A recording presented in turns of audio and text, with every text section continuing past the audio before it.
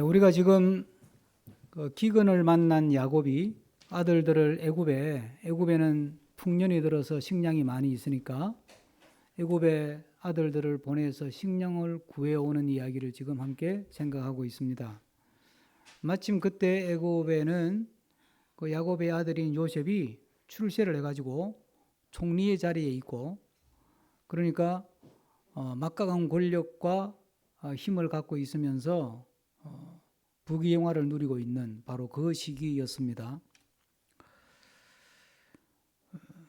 그런 와중에 야곱은 지금 하나님의 택한 백성임에도 불구하고 굉장히 고생하고 있다. 근데 애굽은 하나님을 모르는 백성임에도 불구하고 너무 잘 산다. 이게 이제 대비가 되는 거죠.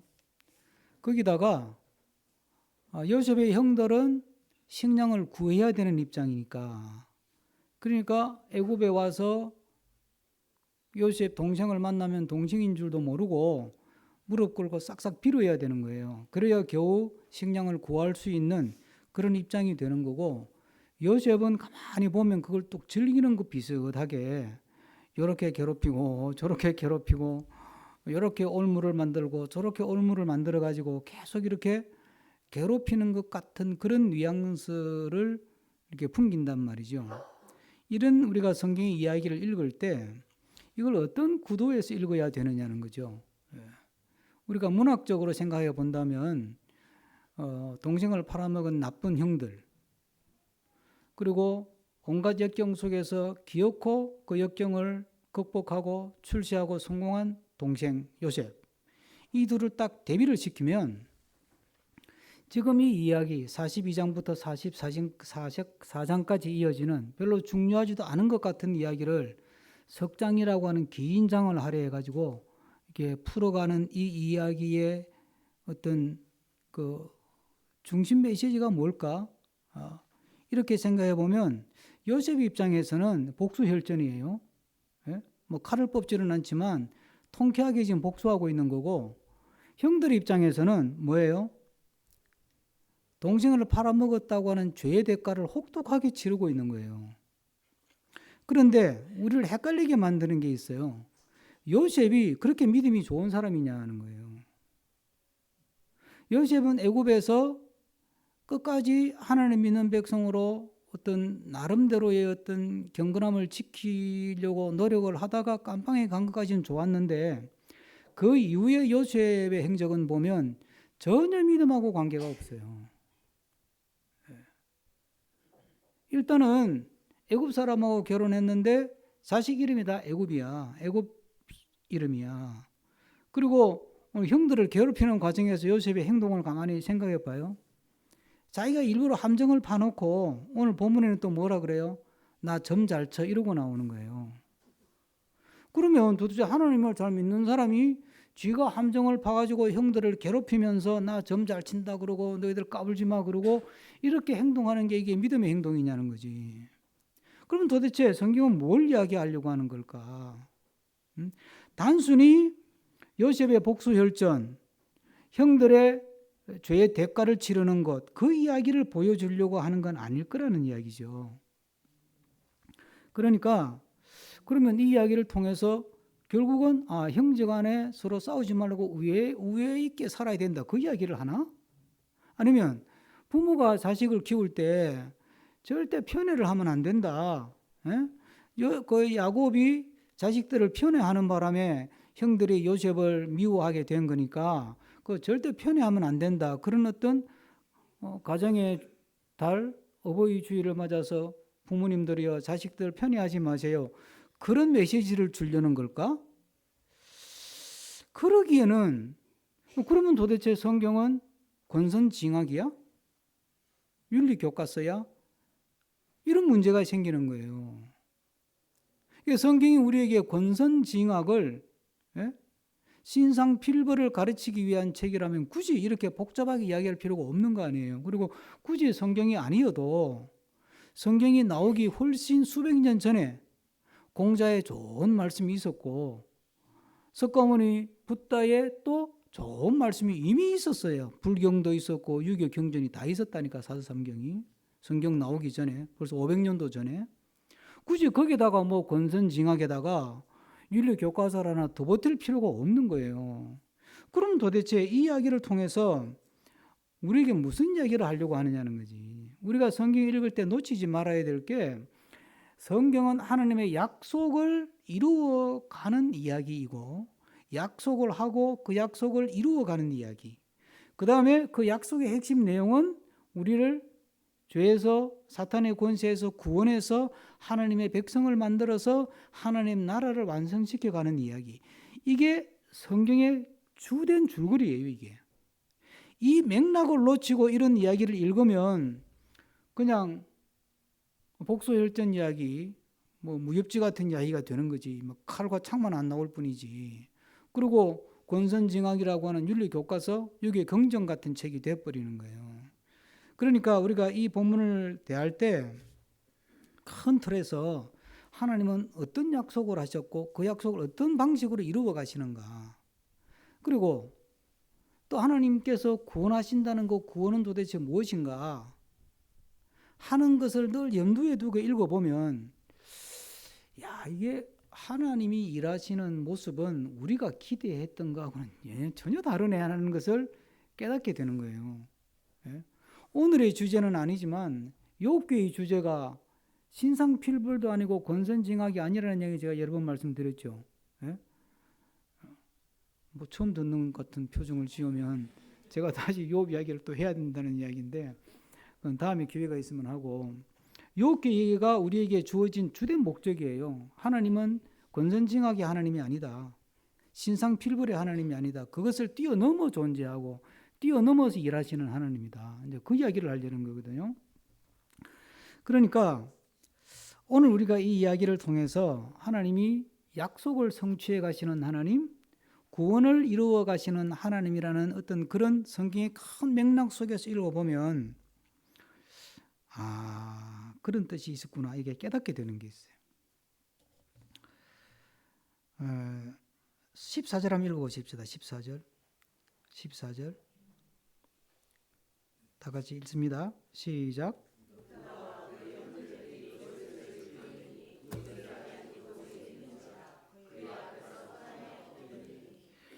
그 형들이 요셉을 만나가지고 이제 엎드려 절했다 이 말이에요. 이제 식량을 사러 왔으니까. 이건 결국 뭘 이야기하는 거예요? 복수했다는 이야기가 아니에요, 사실은. 하나님이 요셉을 통해서 요셉도 그 뜻이 뭔지를 모르는 꿈을 꾸게 했잖아요. 그 꿈이 뭐예요? 결국은 우리가 아는 뜻대로 형들이 요셉한테 절한다는 꿈이에요. 요셉은 그게 뭔지도 몰랐어. 그게 뭘 의미하는지도. 그 형들도 그 말 듣고 열만 받았지, 이게 뭐야? 그랬던 꿈인데, 그 속에 하나님의 생각이 담겨 있잖아요. 요셉이 꾼 꿈 속에 하나님의 생각이 담겨 있고 하나님의 나름대로 약속이 담겨 있는 건데, 형들이 요셉을 찾아와서 무릎 꿇고 엎드려 절하는 모습을 통해서, 아, 하나님은 반드시 약속하신 것을 이런 모습으로 이루어 가는구나, 지금 그걸 보여주는 거예요. 그리고 이 33절에 보면 유다가 한 말이에요. 유다는 이제 형들 중에 이제 한 사람인데, 이 유다의 역할은요, 처음에 그 위에 형들이 요셉을 죽이자 그럴 때 못 죽이게 말린 사람이 유다예요. 그리고 이거 죽이는 것보다는 팔자, 그리고 팔게 만든 사람이 유다예요. 그리고 이번에는 이제 두 번째 식량 사러 왔는데 베냐민을 데리고 오라고 그렇게 이제 요셉이 조건을 걸었잖아요. 아버지는 안 된다 그러다가 할 수 없이 굶어 죽게 생겼으니까 베냐민 데리고 가라, 뭐 죽어도 할 수 없다 이러고 이제 보냈잖아요, 지난번 본문에. 근데 요셉이 함정을 판 거야. 이번에는 자루에다가 형들이 가져온 식량값 그대로 다 집어넣고, 쌀자루 안에다가, 예를 들어 쌀자루에, 그때는 밀자루겠지만 집어넣고, 거기다가 베냐민 자루에다가 또 하나 집어넣었어요. 뭐예요 그게? 그게 2절에 나오는 거. 2절 한번 볼까요? 2절. 또 내 잔 곧 은잔을 그 청년의 자루 아귀에 넣고 그 양식 값 돈도 함께 넣으라 하며 그가 요셉의 명령대로 하고.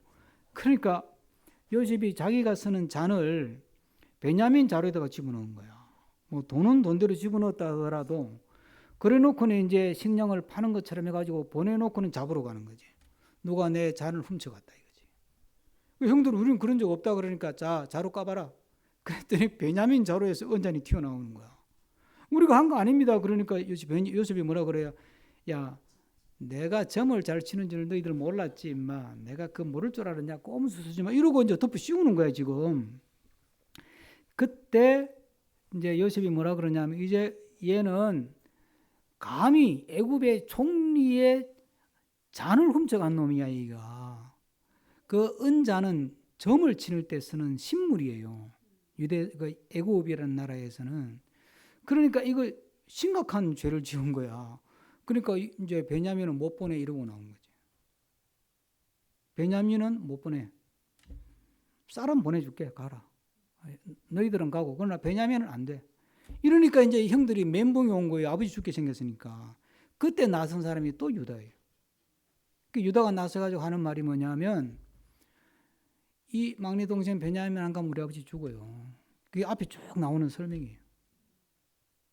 그러니 내가 대신 잡혀서 포로가 될게요. 내가 당신의 노예가 될 테니까 종이 될 테니까 제발 나를 대신 베냐민 대신 잡아서 노예 만들고 동생은 제발 보내주세요. 그래야 우리 아버지가 살아요. 이러는 거예요.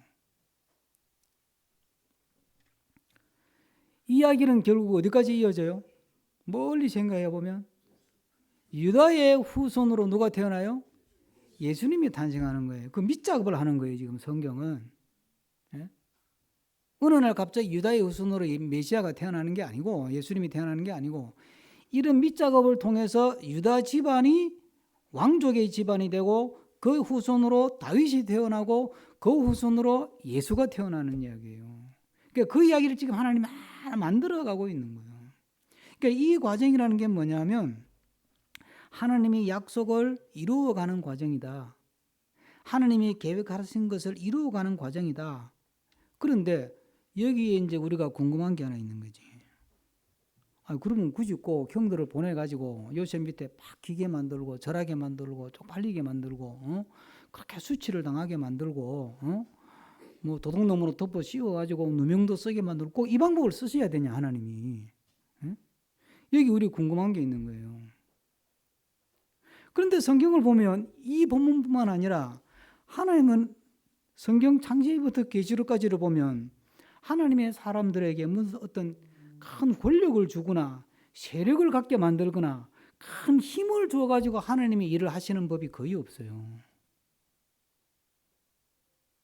그건 하나님의 방법이 아니에요.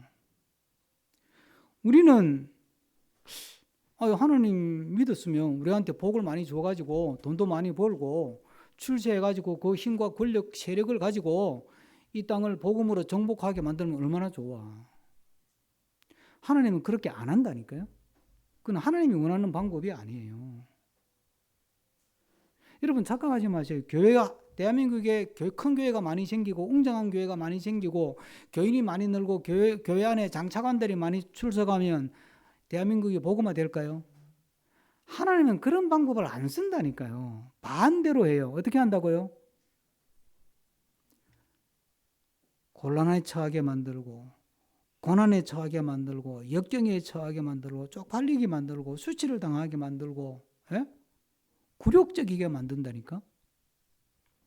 예수님이 겟세마네 동산에서 십자가를 앞두고 기도할 때 이제 기도를 마치고 딱 나오니까 이제 십자가 지러 가려고 이제 딱 나오니까 가룟 유다를 앞세워 가지고 대제사장 이런 사람들이 예수님 잡으러 왔지 않습니까? 그걸 딱 보고 12제자 중에 베드로가 이제 다혈질이니까 칼을 빼가지고 제사장의 종 말고라고 하는 제사장을 공격을 했지. 그냥 붙어보자 이거지 이제 예수님 지키려고. 그런데 제사장 종 말고가 피했는지 어쨌든 귀가 팍 잘려버렸어. 귀가. 그때 예수님이 뭐라 그랬어요? 잘했다. 붙어! 한번 뜨자! 그랬어요. 안 했다니까. 뭐라고 하느냐 하면 야, 칼 집어넣어. 칼을 쓰는 자는 칼로 망하는 거야. 힘을 가지고 일을 하면 그 힘 때문에 너가 망해 임마. 제대로 좀 알아. 에?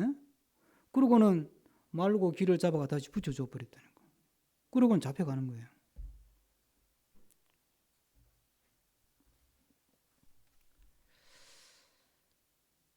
그때 예수님이 하신 말씀이 뭐냐면 PPT 한번 띄워줘 보세요.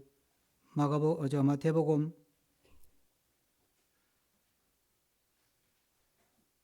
안 떴어요? 네. 다 같이 한번 읽어봅시다. 나오는 대로 시작. 무덤들이 네? 이거 잠깐만. 이게 제가 장을 잘못 이야기했네. 27장이 끝나는 건데 이거는 제 실수예요. 제가 구절을 시간 절약하려고 구절을 좀 띄워 달라 그랬는데 27장이 아니고요. 성경을 찾읍시다. 27장이 아니고 26장이네요. 이것도 앞뒤 구분을 못했네. 26장 52절부터 한번 읽읍시다. 52절, 53절, 54절까지. 52절부터 다 같이 읽습니다. 시작.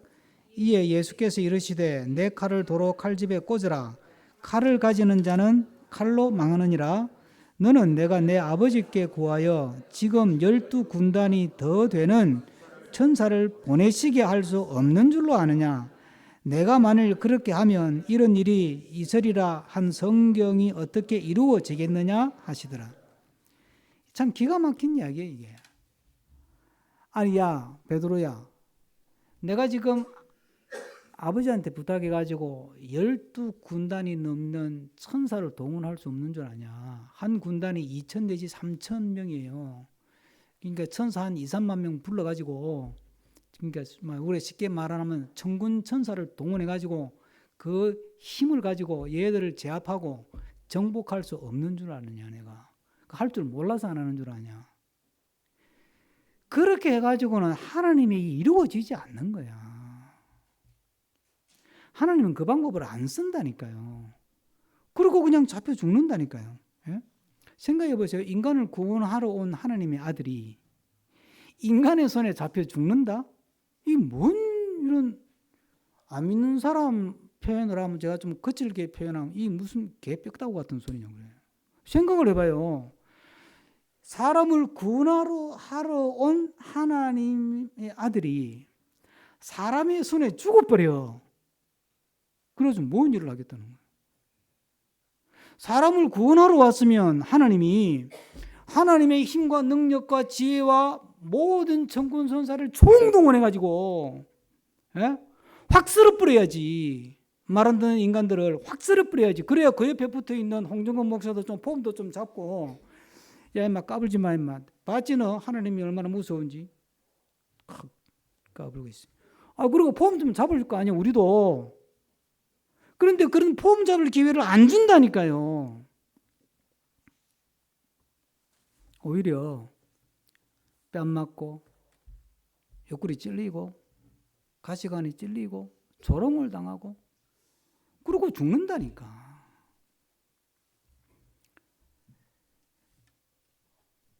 그게 십자가의 길이에요. 그러면서는 뭐라 그러냐면 이제 내가 이제 천국 간다 이제 그러니까 이 귀한 십자가의 복음을 세계 열방에 다 전해라. 응? 모든 민족으로 제자 삼으라 이러고 가셔버린. 성천해버렸.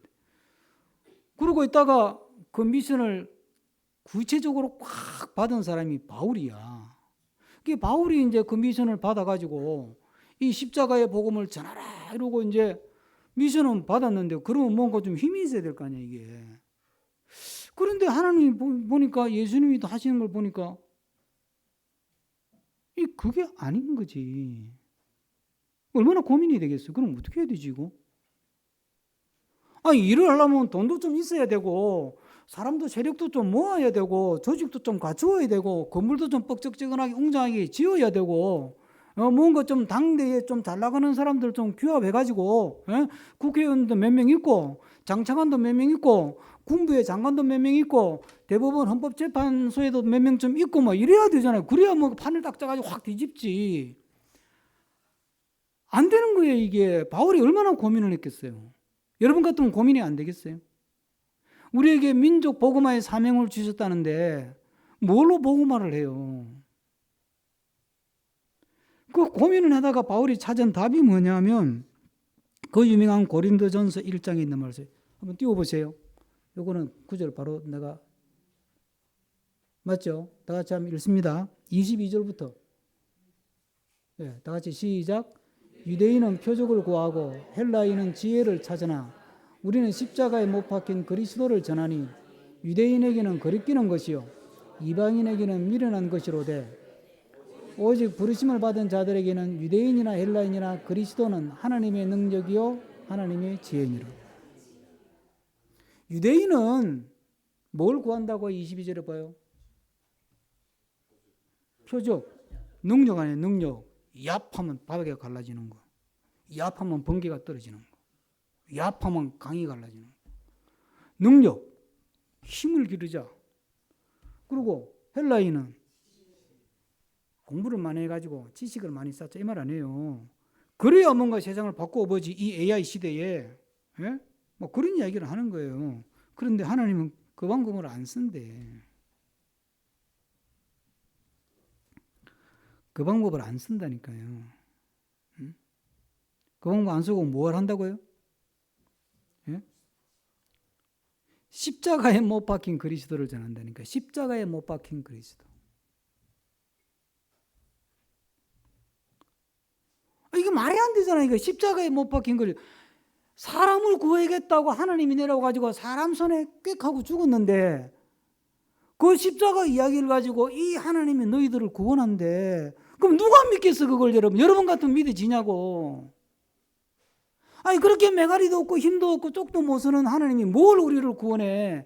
인간도 못 이기는 인간이 신이 어떻게 인간을 구원하냐고. 상식적으로 말이 되는 얘기를 하라는 얘기를 안 하겠어요? 그런데 바울이 이 깊은 고민 가운데 얻은 답이 뭐냐 하면 이 십자가가 하나님의 능력이고 지혜라는 거예요. 그러니까 이 십자가 속에 하나님의 능력이 우리가 모르는, 우리가 알 수 없는, 이해할 수 없는 하나님의 능력이 십자가 안에 숨어 있고 그 안에 하나님의 지혜가 숨어 있다는 이야기지. 그러니까 십자가가 하나님의 능력이고 하나님의 지혜라는 말은 너가 가진 힘이나 너가 가진 권력이나 너가 가진 세력이나 너가 가진 학벌이나 너가 가진 어떤 세상적인 힘을 가지고 뭘 해보려고 하지를 말어. 예? 십자가가 하나님의 능력이고 그 쪽팔리고 수치를 당하고 조롱을 당하고 짓밟히고 요셉을 찾아가서 무릎을 꿇고 싹싹 빌어야 되는 하나님의 택한 백성임에도 불구하고 하나님의 택한 백성이 부귀와 영화를 누리기는 고사하고 오히려 먹고 살 게 없어가지고 애굽에 와가지고 요셉 밑에 무릎을 꿇고 빌어야 되는 그 과정을 밟아가라. 그 속에 하나님의 지혜가 숨어있고 그 속에 하나님의 능력이 숨어있다는 이야기 아니요. 우리는 싫지. 그러니까 제자들이 다 도망갔지.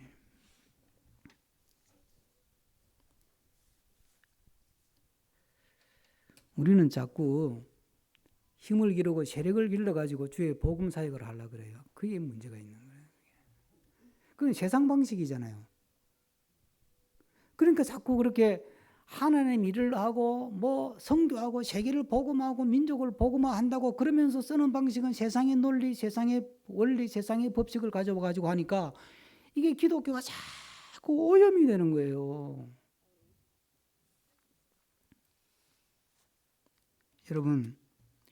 여러분 자녀가 성공하길 바랍니다. 잘 되기를 바라고. 그러나 기도할 때 하나님 우리 아이들이 공부를 잘하고 부모 말씀 잘 들어가지고 성공해가지고 좋은 대학 가고 출세해가지고 권력도 가지고 부귀도 가지고 명성도 가져가지고 주님께 영광 돌리게 하옵소서. 그딴 기도는 하지 말아요. 그거는 성경적인 기도가 아니에요. 하나님은 그렇게 영광 받을 일을 안 하셔요.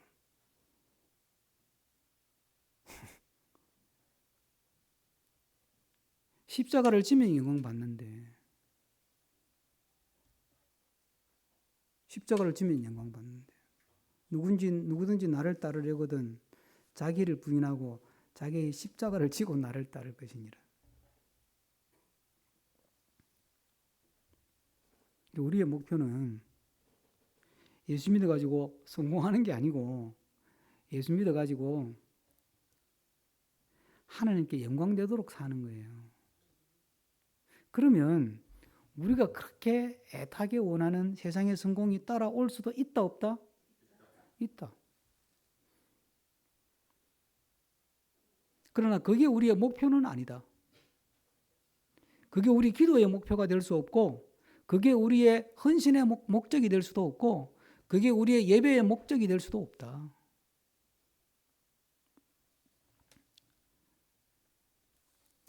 그러니까 내가 얼마나 예수 믿고 잘 됐느냐는 간증거리가 안 돼요.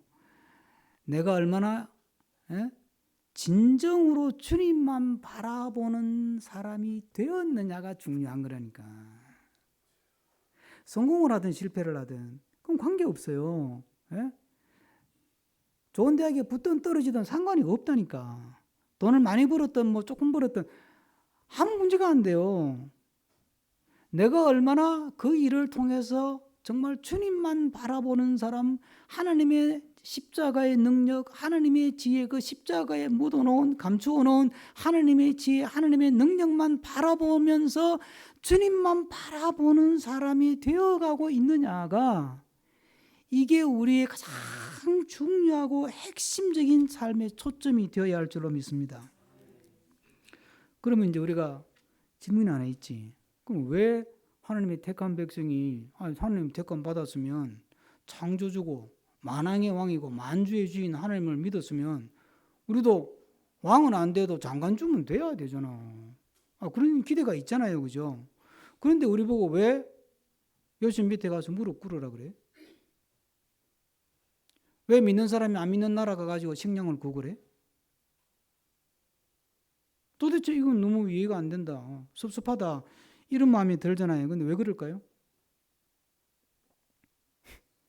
그게 택한 백성이기 때문에 그런 거예요. 예? 택한 백성이라는 말은 하나님의 자녀가 되었다는 뜻이지 않습니까? 이미 우리가 예수를 믿음으로 택한 백성으로 예수님 믿음으로 하나님의 자녀가 되어버리면요. 그때부터 우리는 하나님 자식들이요. 그럼 그때부터는 하나님 우리를 하나님의 자식으로 대해. 자, 봐요. 부모가 애를 키우는데 우리 아이들이 옆집 아이 데려가 집에 와서 밥을 먹어. 근데 얘가 막 자꾸 밥 먹으면서 막 이상한 소리도 내고 막 밥 먹다가 일어났다 앉았다가 막 흘리기도 하고 막 애가 난장판이야. 그러면 어떻게 해요, 그 애를? 아무 소리 안 해. 속으로 내가 좀 과하다. 좀 산만하네. 그러고 말지. 그런데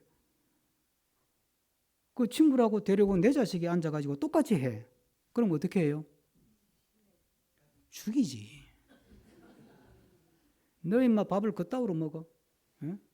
그 애 있을 때는 아무 소리 안 해요. 그래도 우리 아들 자식들 체면 생각했어. 근데 그 애 가고 나면 이리 와봐. 나 아까 밥 먹을 때 너 어떻게 했어? 이놈의 자식. 내가 너 그렇게 가르쳤어. 응? 너 어디서 배운 버릇이야 그거? 너 똑바로 밥 안 먹어 너 앞으로. 너 그러면 굶어. 알았어. 왜 그래요? 자식이니까.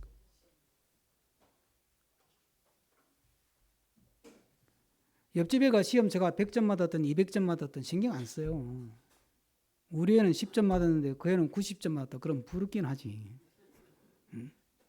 우리 애가 못하는 것보다 옆집 애가 잘 되는 게 더 쪽팔리, 더 열받는다는데 부럽긴 하지. 그러나 그냥 신경 안 써요. 그런데 우리 집 애가 10점 맞아오잖아요. 그럼 열받잖아. 그럼 어떻게 해요? 한번 잡아 또 뭐 하여튼 당근과 채찍을 다 동원해가지고 뭐 당근은 상상하세요. 채찍도 상상하시고 당근과 채찍을 다 동원해가지고 잡아.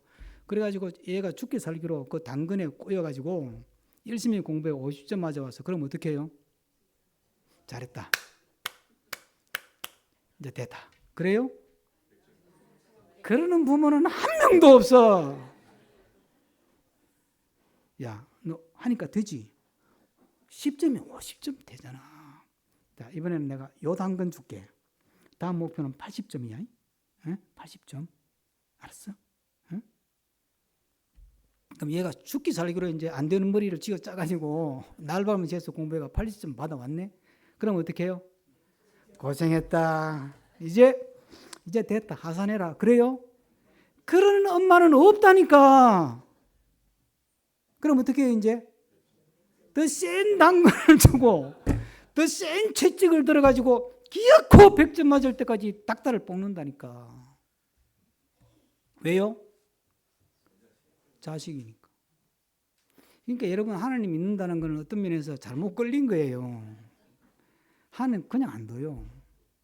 오늘 찬양에 나왔지만 그걸 우리가 우리 쪽으로 쉽게 생각하고 뭐 죽음에까지 뭐 그렇게 가사가 나오던데 우리가 죽을 자리까지 하나님 우리를 내몬다는 이야기 아니에요.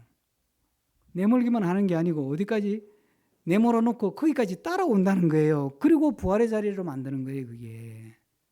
그 십자가의 비밀이라는 게 하나님은 결코 우리를 포기하지 않아요. 우리는 힘드니까 하나님 제발 그만하죠 이제. 아니 안 되는 머리를 가지고 왜 자꾸 100점 맞으라 그래요. 그냥 내버려둬요. 그냥 막 생긴 대로 살래 그냥. 너무 힘들어요 그냥. 그리고 되들어. 그럼 하나님 뭐라 그런지 아세요? 야 네가 내 자식인데 내가 어떻게 너를 포기하냐. 난 포기 못해. 나 끝까지 포기 안 해. 내가 죽어도 너 포기 안 해. 그게 십자가 아니에요. 내가 죽어도 너 포기 안 해. 나는 너를 기어코 내 백성 만들 거고 내 자식답게 만들 거고 왕같은 제사장 거룩한 족속 주의 소유된 백성이라는 말씀처럼 내가 너를 그렇게 만든다. 내가 그때까지는 나 포기 안 한다. 각오해라. 그러면 그럼 안 믿고 말지 뭐. 그래 나가봐. 나가봐 고생이지. 그 탕자 이야기 아니에요. 그래 그럼 가봐. 여러분 왜 하나님이 나에게 이렇게 세상이 좋은 건 잘 안 주시고 이렇게 힘든 가운데 내버려 두시고 그냥 내팽개쳐 두시고 무관심한 것 같나. 그 말은 따지고 보면 복에 겨워서 하는 소리예요. 그게. 그래서 바울 사도가 그걸 알고 나니까 고난이 내게 유익이구나 이 소리가 나오는 거예요. 이게. 그 괜히 그냥 희망 고문이 아니에요. 나를 하나님의 자식으로 만드는 방법은 이게 고난밖에 다른 방법이 특별히 안 보이는 거지. 뭘로 우리를 하나님의 백성으로 만들겠어요? 죄에 쩔어 있고 부패하고 타락한 본성에 쩔어 있는 우리인데 무슨 방법으로 우리를 하나님의 자녀로 만들겠냐고. 우리의 모난 성격을 깎아내는데 무슨 방법으로 당근 가지고 안 돼요. 더 모나져, 더 잘난 척하고, 더 기가 세지고, 더 교만해지고, 더 오만방자해진다니까. 방법은 감옥에 집어넣는 거예요, 그냥.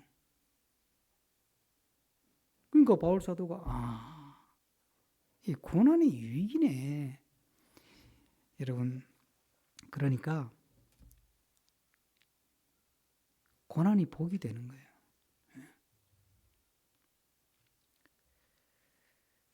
우리가 하나님의 백성으로 산다는 것은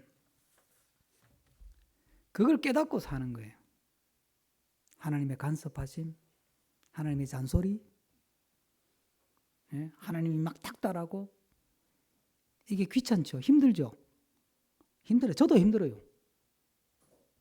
뭐 구체적으로 이야기하자면 끝이 없어. 힘들어요. 근데 어떡하겠어? 하나님의 자식인데. 그러니까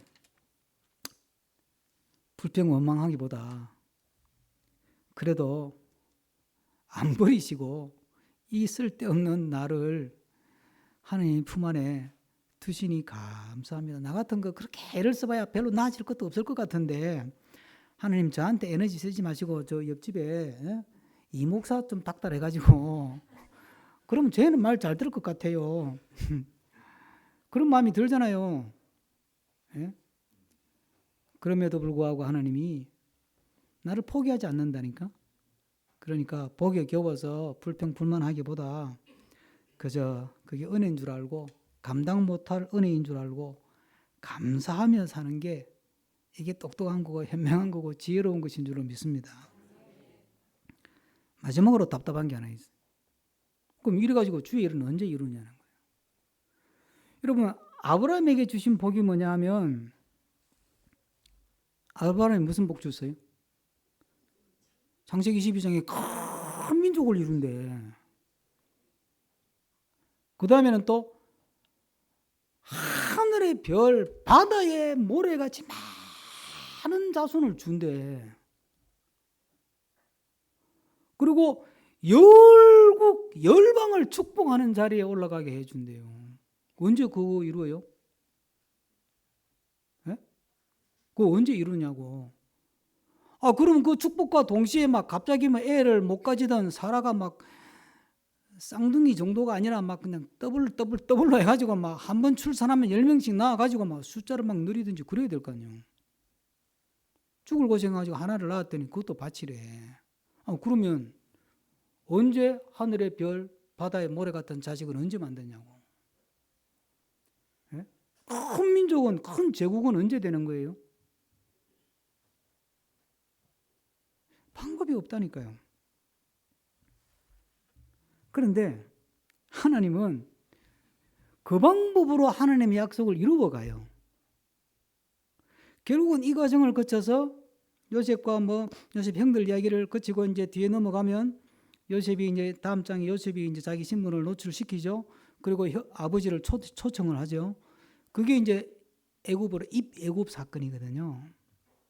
애굽에 가가지고 처음에 요셉이 있는 동안에는 그래도 좀 괜찮게 살았어요. 먹고는 살았어요. 그런데 뭐하고 먹고 살았죠? 목축했어요. 목축. 고센 땅을 받았어요. 고센 땅은 목축지였어요. 그런데 애굽 사람들은 목축은 천직 중에 천직이야. 이거는 전쟁 포로나 노예들에게 맡기는 일이에요. 그러니까 이 요셉도 저거 머리 쓰는 게 좀 이상한 거야. 아니 자기 아버지하고 형들을 불렀으면 좀 멤피스 같은 이런 좀 수도 같은 그 근처에다가 좀 자리를 잡게 해주지. 그 시골 구석에 그 짐승 치는데 그거다가 자리를 잡게 해준 것도 좀 이상해 사실은. 그런데 요셉이 그렇다고 뭐 천년만년 사는 것도 아니고 요셉이 죽고 나니까 그때부터는 이제 완전히 진짜 노예야. 피라핀 만드는 데 동원되잖아요. 비돔과 라암세 성 만드는 데 동원되잖아. 그러면서 그냥 막 바닥을 키는 거야. 그렇게 바닥을 기게 만들면서 뭘 해요? 200만 대군을 만들잖아. 애굽에 있는 동안 200만 명이 돼가지고 야곱의 후손이 애굽에서 나올 때 장정만 60만 명이라는 거 아니에요.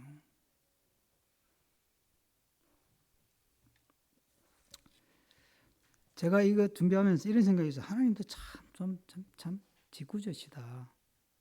아니 이왕이면 아브라함하고 동시대의 사람이 누구냐면 그 중근동 지역으로는 함무라비 왕이에요. 그리고 그 조금 위로 올라가면 수메르 제국의 길가메시라고 하는 왕이 탁월한 왕이 있었어요. 아니 그러면 아브라함의 후손 이삭, 야곱보 후손 중에 12아들이나 나왔으니까 그 중에 하나는 막 그냥 막 길갈메시급으로 함무라비 대왕급으로 그 비슷한 시대가 우리나라 고조선이에요. 당군급으로 막 이런 걸출한 영웅이 나와가지고 그냥 몇 명 안 되는 애굽에 들어갈 때 한 70명 정도 들어갔는데 70명 가지고 막 1년 만에 700명, 2년 지나니까 7,000명, 3년 지나니까 7만 명, 4년 지나니까 70만 명, 5년 지나니까 700만 명.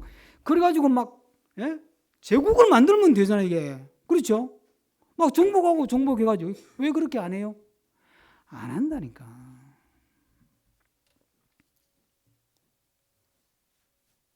그런데 애굽의 노예로 처음에는 뭐 노예는 신분은 아니지만 자유인의 신분으로 갔다가 노예로 바뀌어가지고 노예로 완전히 수치와 모멸을 당하면서 역경을 당하면서 그러면서 하나님이 아브라함과 이삭과 야곱의 후손을 60만 대군 200만 민족을 만드는 거예요.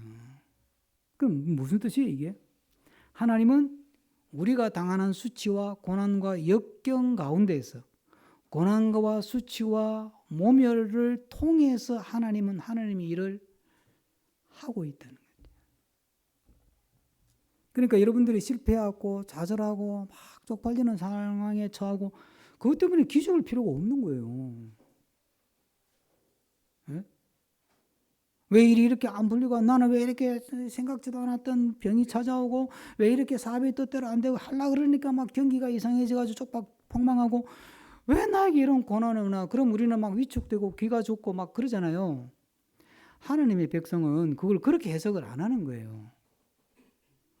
하나님은 내가 건강하고 돈을 잘 벌고 성공하게 만들어서도 일을 하겠지만 내가 실패하고 병에 걸리고 사업에 어려움을 겪고 이 속에서 또 이걸 통해서 하나님 일을 하시는구나. 이걸 믿는 거예요. 그러니까 갑자기 마음이 불편했던 마음이 편안해지잖아. 그리고 갑자기 마음이 좀 이렇게 막 웅장해지지 않아요? 너희는 마음에 근심하지 말라. 하나님을 믿으니 또 나를 믿으라. 정말 그 믿음을 가진다면 그 실패와 좌절과 역경과 절망과 그런 가운데서도 마음에 평안함이 우리 마음속에서 생성이 되는 거예요. 그게 믿음의 삶이라는 거예요. 그걸.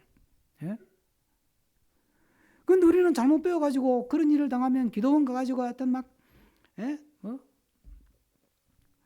하여튼 하나님을 굴복시키는 기도를 해야 된다고. 떼쓰는 기도를 해야 된다고. 그게요, 반은 맞고 반은 틀린 거예요. 그게. 여러분, 하나님을 굴복시켜가지고 나한테 좋을 게 뭐가 있겠어요? 따지라면 생각을 해봐요. 부모가 나를 그렇게 닥달을 하는데 기어코 부모를 꺾어버려가지고 나한테 뭔 좋은 일이 있겠어요? 안 그래요? 그러니까 로마서 5장 말씀을 한번 마지막으로 읽고 정리하십시다. PPT 준비되어 있습니다. 한번 봅시다. 다 같이 한번 읽습니다. 시작. 다만 이뿐 아니라 우리가 환난 중에도 즐거워하나니 이는 환난은 인내를, 인내는 연단을, 연단은 소망을 이룬 줄 압니다. 환난이 소망으로 가는 출발점이라는 거지. 그 과정 속에 환난, 인내, 연단의 과정을 거치는데 환난이 결국은 소망을 이룬다는 거예요. 그래서 환난 중에도 내가 즐거워한다 그러잖아요. 이게 일이 뜻대로 안 되지만, 자식들이 내 마음대로 안 되지만, 사업이 내가 계획한 대로 안 되지만, 주님은 이 곤란한 지경에서도 하나님이 일하고 계신다. 주님은 일하고 계신다. 그걸 믿으니까 그래. 어차피 나는 하나님 바라보고 사는 인생이니까 마음 조급하게 생각할 거 없고 그 마음 편안하게, 그리고 하나님께서 어떤 일을 이루어 갈지 기대하면서 마음이 웅장한 마음을 가지고, 그래서 고난 중에 즐거워하는 삶을 살 수 있는 게 믿음의 길이 되는 거죠. 우리가 기대하는 것과는 다른 방식으로 또 다른 모습으로 일하시는 하나님은 지금도 우리 삶 속에, 우리 자녀들의 삶 속에 일하고 계시는 거예요. 이 정말 때로는 이해가 안 되고 납득할 수 없고 풀 수 없는 이 고난의 신비, 이 고난의 신비 속에서 비록 우리가 고단하고 또 참 알 수 없는 삶을 살아가지만 이 믿음을 우리가 견고히 가진다면 능히 세상을 이길 수 있을 줄로 믿습니다. 기도하시겠습니다. 주신 말씀을 생각하면서 우리 한 1분 정도 한 마음을 담아서 기도하겠습니다. 사랑 권혜가 많으신 아버지 하나님, 하나님이 일하시는 모습이 우리의 기대와는 많이 다르지만 그러나 하나님은 기어코 그 방법으로 그 모습으로